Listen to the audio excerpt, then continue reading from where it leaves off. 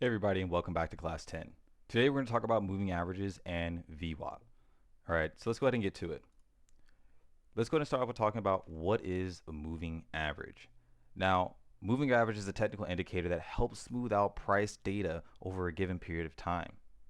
Now, a moving average is calculated by adding up price over a set number of period and then dividing it out by the number of periods. Okay, basically, it's going to help you out with finding the trend. It's going to look back at a certain amount of candles, and wherever that line is the average price of trades during those set amount of candles. So some people can have a moving average of 50, 200, 21, whatever the case may be. All that number means is how many candles back that it's looking. Simple as that. Okay. But what I want you to also understand too is how price is reacting when it gets to the SMA. Now, me personally, I use my SMA, a smooth moving average at 21. Okay, that's just my personal setting. But let's go ahead and just look at this chart here on how this SMA is giving reaction to price, because you can use the SMA as a level of confluence and not just a level for just purely taking trades.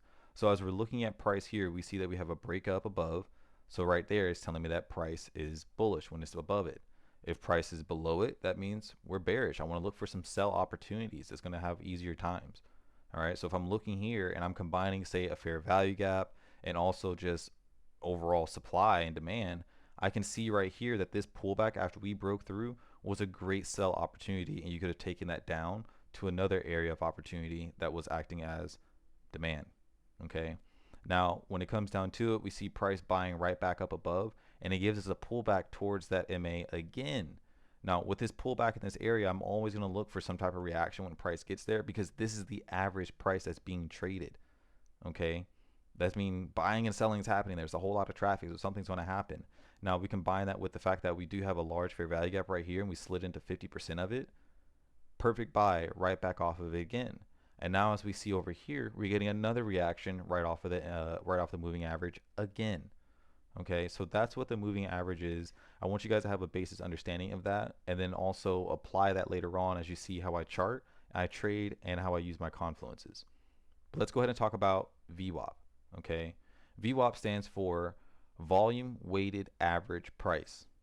Okay, now when it comes down to the VWAP, this is taking into consideration of volume on the trades that are being executed at different price levels.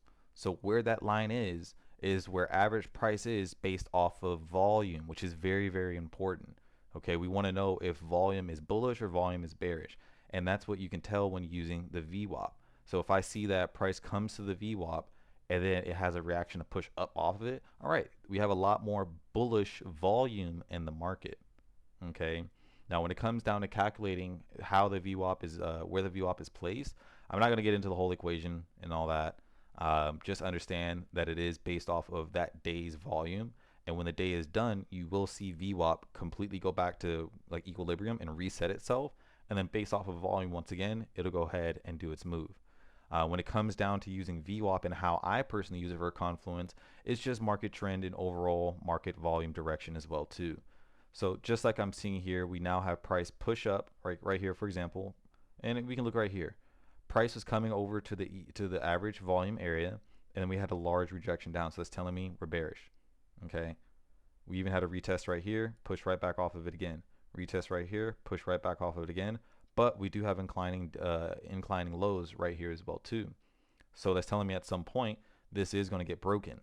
Okay, we finally had that break here. You see we have a retest back at it again, push right back up. Now this is where we had a day reset where it came back all the way up to right here. This is how you can see where the reset is. Resets here, and it's a whole new day. All right, as you can see, there's a couple of entries off of it, but ultimately I want to use this as a confluence of knowing where market is and where average price is. I want to stack this up with, say, if my SMA is at the same area as well, if I have order blocks at the same area, fair value gap the same area, and we're trending in the proper direction and we're due for a pullback. That's what I'm using this for. Okay, I'm not just sitting here taking a trade just because it hit VWAP. That's not how this works, guys. All right, you want to be able to use these specific tools, understand how these tools work and the concept behind these tools, because once you can understand what you're reading and you understand how to read these charts as well too, and you stack up your confluences, you're undefeatable. You're truly undefeatable. Okay, But when it comes down to it, guys, please go ahead and continue to ask me questions if y'all need anything at all. This was class about moving averages and VWAPs. Go ahead and check out class for tips and tricks about TradingView, and I'll go ahead and show you all my settings for my VWAP and my moving average as well too. I believe it starts at the 1 minute mark, and so on and so forth from there.